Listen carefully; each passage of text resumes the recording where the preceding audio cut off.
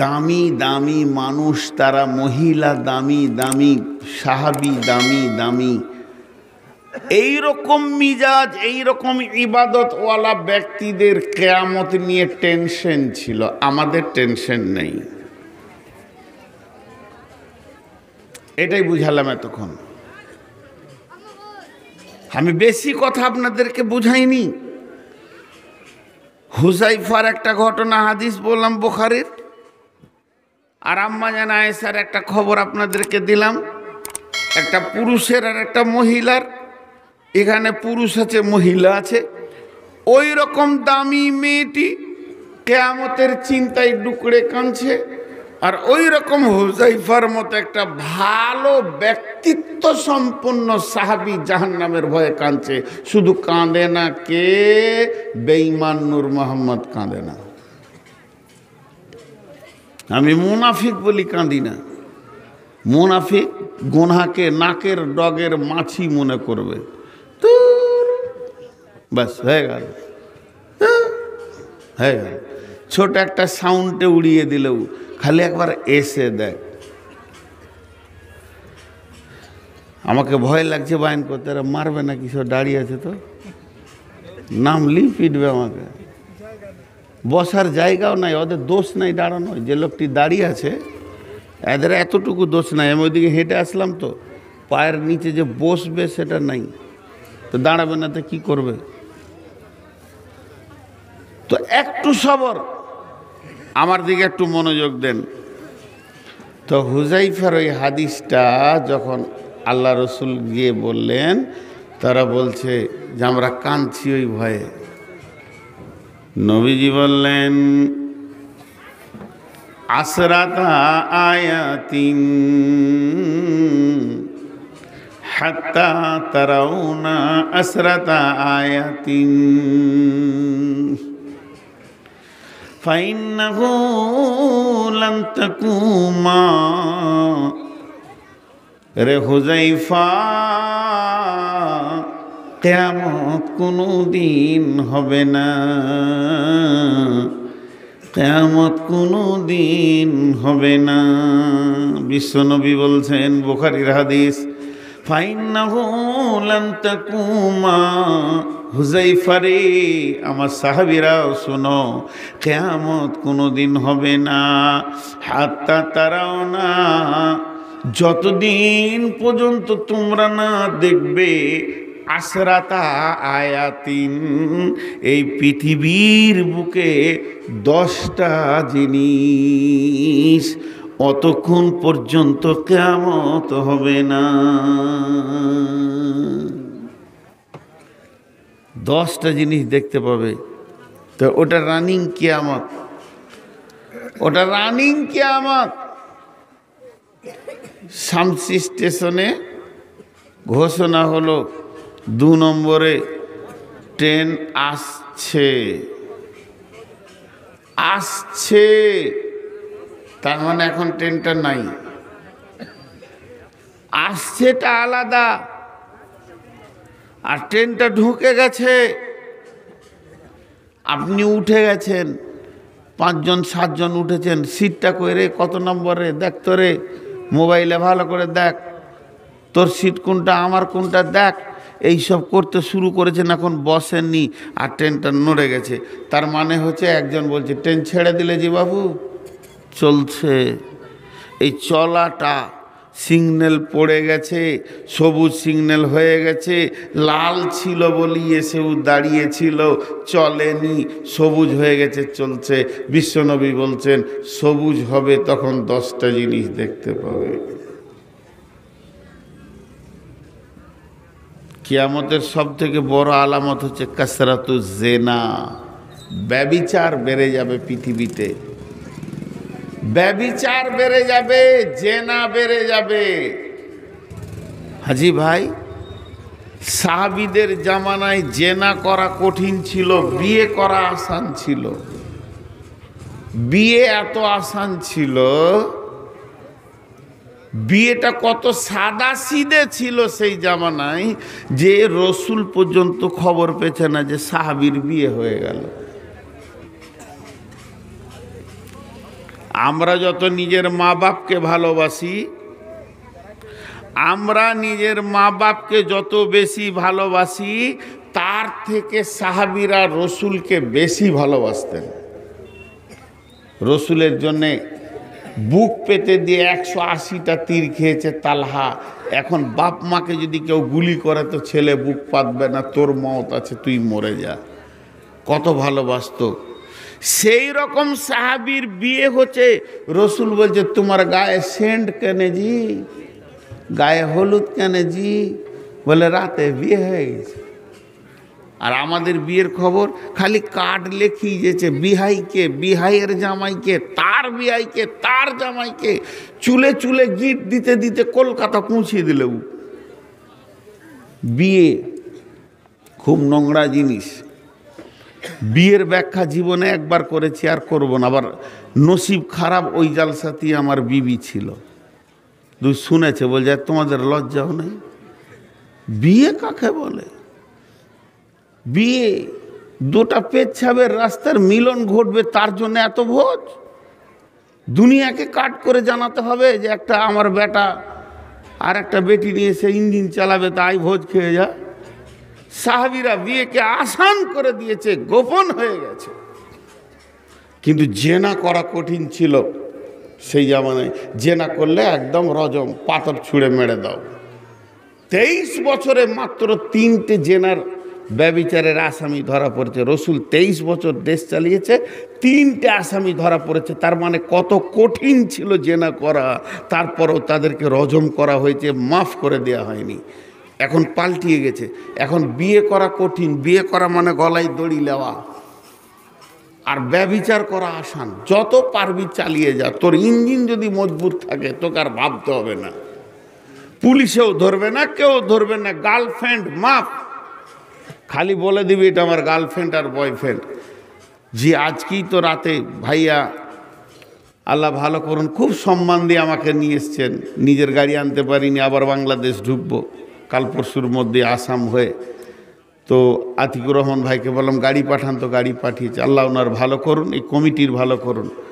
তো রাস্তায় আস্তে আস্তে যখন বুধিয়া পার হচ্ছি, রাতের আঁধারে একটা মেয়ের গাল দুটা ছেলেতে টিপছে। জেনা কত ব্যভিচার আসান হয়ে গেছে। আল্লাহ নবী বলছেন কাসরাতু জেনা, জেনা বেড়ে যাবে, ব্যভিচার বেড়ে যাবে, আর জেনা ব্যভিচার আম হয়ে যাবে। মহিলারা একদম শালপাতার মতো ব্যবহার হবে, এদেরকে কেউ আর সম্মান দেবে না। এই সময় যে কিয়ামত আসবে, তো এই সাহাবীদেরকে বললেন শোনো শোনো, তোমরা 10টা জিনিস যখন এই পৃথিবীর মাটিতে দেখতে পাবে, তখন তোমরা জেনে নাও যে কিয়ামতটা রানিং হয়ে গেছে, আর কিয়ামত আসবে, কিয়ামত হবে। এই ভাষাটা তোমরা বলিও না, এখন বলো যে রানিং হয়ে গেছে। আজকে হচ্ছে 13 তারিখ, আজ 13 তারিখ, গতকালকে ছিল 12 তারিখ, আগামীকাল হবে 14 তারিখ। 12 তারিখে প্যান্ডেলগুলোকে টাঙ্গা হচ্ছে, মাইক টাঙ্গা হচ্ছে, আর স্টেজকে বানানো হচ্ছে। যদি কোনো মানুষ এদিকে পেরিয়ে যেত, ভাই কি হবে না জালসা হবে। আজকে রানিং, যদি কেউ পেরিয়ে যায় তো জালসা হচ্ছে। আর আগামীকাল যদি কেউ আসে, এগুলো খোলামেলা দেখতে পাবে, বলবে জালসা হয়ে গেছে। তো এই যে রানিং জালসা হচ্ছে, বক্তা বকছে, মাইক বাজছে, লোক বসে আছে, তো কিয়ামতের 10খানা কথা নবীজি বললেন। প্রথম নম্বরে বলছেন দাজ্জাল। এই দাজ্জাল, মাসিহ ইবনে দাজ্জাল পৃথিবীতে আসবে। তার একটা চোখ কানা হবে, আর ওই চোখটা কেমন কানা হবে, ওটা পচে গিয়ে কানা হয়ে আঙ্গুর ফলের মতো এখানে ঝুলবে। ওই কানা দাজ্জাল, সে নিজেকে আল্লাহ বলে দাবি করবে, সারা পৃথিবী ভ্রমণ করবে, সে মানুষকে মারবে, জীবিত করবে, আর সে জান্নাত জাহান্নামের হুমকি দেখাবে। তার জান্নাতটা জাহান্নাম, জান্নাতটা জাহান্নাম, জাহান্নামটা জান্নাত। ইমানদাররা তাকে মানতে পারবে না, কিন্তু ইমানদারদের একবার মারবে, জীবিত করবে, আল্লাহ দাবি করবে, দ্বিতীয়বার মারতে যাবে আর পারবে না। এই দাজ্জাল সারা পৃথিবী ভ্রমণ করবে, এই দাজ্জাল সারা পৃথিবীর মানুষকে বিভ্রান্ত করবে। দাজ্জালের ফিতনা হলো এত ভয়ানক ফিতনা, এই ফিতনা থেকে মানুষের বাঁচা বড় কঠিন হয়ে যাবে। এর জন্য আল্লাহ রসুল প্রত্যেকটি নামাজে দাজ্জাল থেকে, ফিতনা থেকে বাঁচার জন্য দুআ ফিটিং করে দিয়েছে। আল্লাহুম্মা ইন্নী আউযু বিকা মিন ফিতনাতিল মাসিহিদ দাজ্জাল। হে আমার রব, আমাদেরকে মাসিহ ইবনে দাজ্জাল থেকে বাঁচাও। তার ফিতনা এত বড় ফিতনা হবে, এই ফিতনা থেকে বাঁচা বহুত কঠিন হবে। একজন সাহাবীর নাম হচ্ছে হযরতে জারির রাদিয়াল্লাহু তাআলা আনহু। এই জারির রাদিয়াল্লাহু তাআলা আনহু সে মুসলমান ছিল না, ইমানদার ছিল না, কালেমা পড়েনি। তার আগে সে ইহুদি ছিল। যেদিন সে ইহুদি ছিল, ইহুদি থাকা অবস্থায় সে নৌকায় একদিন সফর করছে। ওই নৌকায় একদিন দুদিন চলতে চলতে এমন সমুদ্রে ঝড় উঠে গেল, এই ঝড়ের কারণে তাদের নৌকা বিভ্রান্ত হয়ে রাস্তা ভুলে গেল। নৌকা গিয়ে একটা পাহাড়ের ধারে ঠেকলো। হযরতে জারির বলছেন, যখন নৌকাটা পাহাড়ের ধারে গিয়ে অবস্থান করলো, আমরা সেখানে লঙ্গর করলাম, নৌকাটাকে বেঁধে দিলাম, বেঁধে দিয়ে একটু চলাফেরা বিচরণ করছি। তারপর আবার আমাদেরকে নৌকা চালাতে হবে, গন্তব্যে যেতে হবে। কিন্তু এরই মাঝে আমরা দু একজন এই পাহাড়ে উঠতে শুরু করলাম।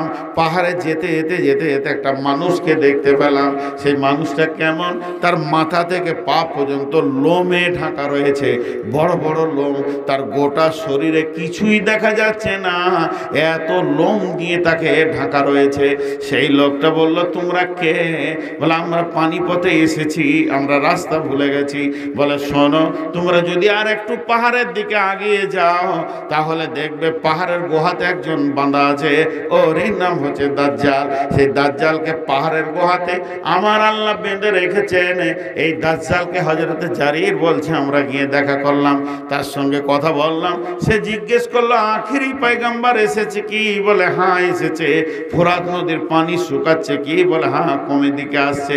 বলে, সেখানে স্বর্ণের পাহাড় বের হবে, মানুষ বিভ্রান্ত হবে, আর আমার বের হওয়ার টাইম হয়ে যাবে। এরই নাম দাজ্জাল।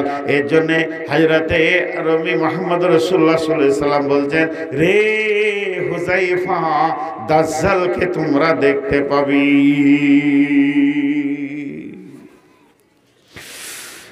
ব্যাখ্যা টেনেছে, ব্যাখ্যা বহু রকম হয়। আজ থেকে ওয়ালামু মা আরহাম, এই কোরআন একটা আয়াত আছে যে তোমরা 5টা জিনিস বলতে পারবে না, কখন বৃষ্টি হবে, কখন মওত হবে। এই যেরকম যে 5টা জিনিস আছে, তার মধ্যে একটা হচ্ছে পেটের ভিতরে কি আছে তোমরা বলতে পারবে না। মায়ের পেটে কি আছে তোমরা বলতে পারবে না। এটা আজ থেকে 50, 60, 70 বছর আগে তফসির করতেন আলেম ওলামারা। কে বলতে পারবে বেটা ছেলে আছে না বেটি ছেলে আছে? বলার ক্ষমতা নাই। 50, 60 বছর আগে বলছি। 20 বছর 30 বছর আগে মেশিন বেরিয়ে গেল, বেটা ছেলে আছে না বেটি ছেলে আছে মেশিন দিয়ে বলে দেবে। ওই আয়াতের তফসির এখন কি হবে? যে তোমরা তো বলেছ ছেলেটা জন্ম নিয়ে পুতুল হয়েও বেটা বেটি হয়েছে, তারপরে বলেছ, কিন্তু 2টা রক্ত পুরুষ আর নারীর বীর্য এক জায়গায় গেলে ওটা বেটা ছেলে হবে না বেটে ছেলে হবে তুমি বলতে পারবে না। এটা ছিল 20 বছর আগের তফসির। আজ থেকে 10 বছর 15 বছর আগে বিজ্ঞানীরা বলে দিচ্ছে যে বীর্যটাকে ধরে, তার ভ্রূণটাকে, ওই পোকাটা ধরে বলে দিচ্ছে বেটা ছেলে হবে না বেটি ছেলে। তফসির চেঞ্জ হয়ে গেল। যেমন জামানা যাবে তেমনি কোরআন তফসির চেঞ্জ হবে। এখন বর্তমানে বলে দিচ্ছে পেটে যাওয়ার আগেই বীর্য ধরে বলে দিবে বেটা ছেলে না বেটি ছেলে। এখন তফসির হচ্ছে মায়ের পেটে যেটা আছে ওটা পাগল না সুস্থ বলে দে, পারবে না বলতে। শুধু তাই নয়, জান্নাতি না জাহান্নামী তুই বল, ওটা আল্লাহ জানে। যেমন দ্রুত বিজ্ঞান আগাবে তার তফসির সেরকম হবে। কোরআন সব দিন আপডেট, নতুন। এবার বলেন, দাজ্জাল এক চোখের কানা, সে তো আসবে, সে এসে কি করবে, কোথা কাজ করবে, তার অনুসারী থাকবে না থাকবে? এইটা হলো জালসার প্যান্ডেল। ধৈর্য ধরে শুনেন, এখানটা বুঝার চেষ্টা করেন। কে করেছে প্যান্ডেলটা, কে দায়িত্ব নিয়েছে, কারা ভলেন্টিয়ার হয়েছে? মাদ্রাসাকে যারা ভালোবাসে, মাদ্রাসা কমিটি, জালসা কমিটি, গাঁয়ের ছেলেরা উদ্যোক্তা হয়েছে। এই প্যান্ডেলটা আজকে যদি তৃণমূলের হতো, একটা কংগ্রেস আর সিপিএমের ছেলে এখানে আসতো না, তৃণমূলের ছেলেরা তৈরি করতো, এটাকে গুছাতো। তাদের নেতা আসবে, নেত্রী আসবে, রাস্তায় ফুল, বার, ঢোল, তাবলা ব্যবস্থাপনা করত। যদি এটা সিপিএমের হয় তো সিপিএম করত, যদি এটা কংগ্রেসের হয় তো কংগ্রেস করত। মানে যেমন যেমন লোক আসবে তার অনুসারীরা তার স্টেজকে পূর্ব থেকে সাজাবে। মাসি দুটা, ধ্যান দিয়ে শুনলে বুঝবেন কি না একটু ধ্যান দেন। মাসি দুটা, একটা হলো ঈসা মাসি আর একটা হলো দাজ্জাল মাসি। দুটা গোষ্ঠী আছে পৃথিবীতে, একটার নাম খ্রিস্টান আর একটার নাম ইহুদি। বন্ধুরা আমার, যে বাইতুল মুকাদ্দেসকে নিয়ে যুদ্ধ চলছে, কেন চলছে, কেন চলছে গাজাতে ফিলিস্তিনিদের সঙ্গে ইসরায়েলদের এই যুদ্ধটা চলার তার পেছনে কারণ কি? ওরা বলতে চাইছে, ফিলিস্তিনিরা বলছে এখানে এই জায়গাতে হযরত ঈসা আলাইহিস সালাম আসবে, মাসীহ ইবনে মারইয়াম হাদিসের মধ্যে আছে, ও এই জায়গাতে এসে বাইতুল মুকাদ্দাসে অবতরণ করবে। কিন্তু বন্ধুরে, জি না, ইহুদিরা বলছে না, মাসীহ আসবে এখানে, আমরা মাসিকে নেব, কারণ তারা আমাদের আগমনে আসবে এবং তারা হলো এমন একটা মাসি, সে আমাদেরকে পরিচালনা করবে, মাসীহ ইবনে দাজ্জাল। এই জন্য বড় বড় মুফাসসিরিনরা লিখে দিয়েছেন যে যত পৃথিবীতে ইহুদি আছে এরা দাজ্জালের দলে চলে যাবে, দাজ্জালের মিজাজে চলে যাবে। আর যত খ্রিস্টান আছে এরা হযরতে ঈসাকে পাওয়ার পরে ইসলাম ধর্ম কবুল করে নেবে। তার কারণ হচ্ছে ঈসা মাসি যখন পৃথিবীতে আসবে তখন নবী মুহাম্মদ সাল্লাল্লাহু আলাইহি সাল্লামের দ্বীনের ওপরে চলবে, তার জন্য তারা এই দিনে চলে আসবে। তো এই দাজ্জাল যে পৃথিবীতে আসবে তার পূর্ব পরিস্থিতি জায়গাটাকে বানাবে কে? দাজ্জালে যারা অনুসারী হবে তারা বানাবে। বর্তমান যুগে লেটেস্ট তফসির হচ্ছে, কার্বোনাতে দেখতে পাবেন, ভাদতে দেখতে পাবেন, শামসিতে দেখতে পাবেন, আপনার গ্রামেও দেখতে পাবেন, বরতলায় পাবেন, পাকুড়তলায় পাবেন, রতুয়াতে পাবেন। দাজ্জালের লোক কিভাবে পাবেন, কিভাবে বুঝবেন? তার মানে হচ্ছে দাজ্জালের একটা চোখ কানা, তার মানে দুটি জগৎ আছে, একটা হলো এহ জগৎ, একটা পরজগৎ, একটা হলো এহকাল, একটা পরকাল, একটা হলো দুনিয়া, একটা হলো আখেরাত। পৃথিবীর বুকে এমন লোক আছে তাদের দুনিয়ার চোখটা খোলা আছে, আখেরাতের চোখটা তাদের কানা হয়ে গেছে। তারা কবর বুঝে না, হাসর বুঝে না, চিন্তাও করে না, কিয়ামতের চিন্তা করে না। এই লোকগুলি দাজ্জালের দলে ভুক্ত হয়ে যাবে। বর্তমান তফসিরে মুফাসসিররা বলছেন পৃথিবীতে কানা লোক অনেক পাওয়া যাবে। দাজ্জাল তো সরাসরি কানা হবে, এক চোখে দেখবে আর একটা চোখ তার ভালো থাকবে।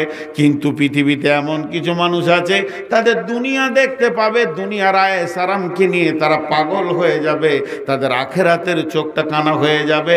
এরাই দাজ্জালের অনুসারী হবে। দাজ্জাল যে আসবে এদের নেতা, তার পূর্ব পরিস্থিতি এরা জায়গাকে বানাবে এবং পৃথিবীর পরিস্থিতি এমন করে দেবে যে দাজ্জাল পৃথিবীর বুকে এসে এদের সঙ্গে মোলাকাত করবে এবং ঈমানদারদের ওপরে অত্যাচার শুরু হয়ে যাবে। একজন বড় ইসলামী চিন্তাবিদ বলেছেন, দাজ্জাল আসবে মেডিকেল থেকে, মেডিকেল কলেজ থেকে। কেন? মানুষ তৈরি করানো এখন গবেষণা চলছে এবং সাকসেস হয়েছে। আমিনুর মোহাম্মদ যেমন দেখতে হুবহু 100টা বানিয়ে দিবে, খালি আমার একটু মাংস এখান থেকে নেবে, আমার কোষ আমার মাংস থেকে আমার মতো মানুষ তৈরি করবে। রোবটে বাচ্চা দিচ্ছে, এখন রোবটের ভিতরে বীর্য দিয়ে মেশিন দিয়ে বাচ্চা বের করছে।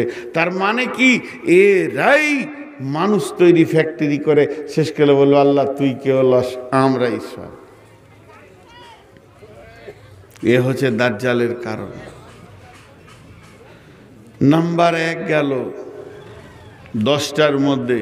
নাম্বার 2 দুখান। দুখান মানে হচ্ছে ধোঁয়া, দুখান মানে হচ্ছে ধোঁয়া। আগুন জ্বালালে ধোঁয়া উঠে, এটাকে আরবিতে দুখান বলে। বিশ্বনবী বলছেন এই দুখান পৃথিবীতে দেখা যাবে, এমন একটা ধোঁয়া আসবে, আসমান থেকে ধোঁয়াটা পৃথিবীতে যখন পৌঁছে যাবে, যেমন কুয়াশা হলে একটা মানুষ আর একটা মানুষকে 20 হাত দূরে দেখতে পায় না, তো এই ধোঁয়াটা এত ঘন হবে, এত ধোঁয়াটা বিরক্তিকর হবে। এই ধোঁয়াটা যখন পৃথিবীতে থাকবে, মানুষ নিজের কাছের মানুষকে চিনতে পারবে না, 1 হাত 2 হাত দূরে মানুষকে দেখতে চিনতে অসুবিধা হবে। এই ধোঁয়াটা আসমান থেকে জমিনে এসে কতদিন থাকবে? 40 দিন পর্যন্ত ধোঁয়াটা পৃথিবীর বুকে থাকবে। সারা পৃথিবী একদম আঁধার অচল হয়ে যাবে, মানুষ মানুষকে দেখতে পাবে না, চলাফেরা উঠা বসা অসুবিধা হয়ে যাবে।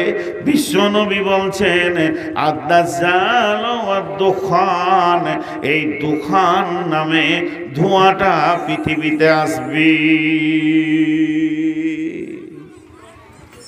ধোঁয়া তো আসবে, বড় ঝড় প্রথমে আসে না, আগে হালকা হাওয়া বয় তারপরে ঝড় আসে। এখন ধোঁয়াটা পৌঁছে গেছে। এটা কি ধোঁয়া গো? এখন ধোঁয়া পৌঁছিয়েছে দুইটা ধোঁয়া। বড় বড় মুফাসসিররা বলছে একটা হলো রাজনীতি আর একটা হলো টাকা পয়সা, মাল মানুষের চোখকে কানা করে দিয়েছে। মালের কারণে নিজের ভাইকে পিটে লাশ বানিয়ে দিচ্ছে মানুষ।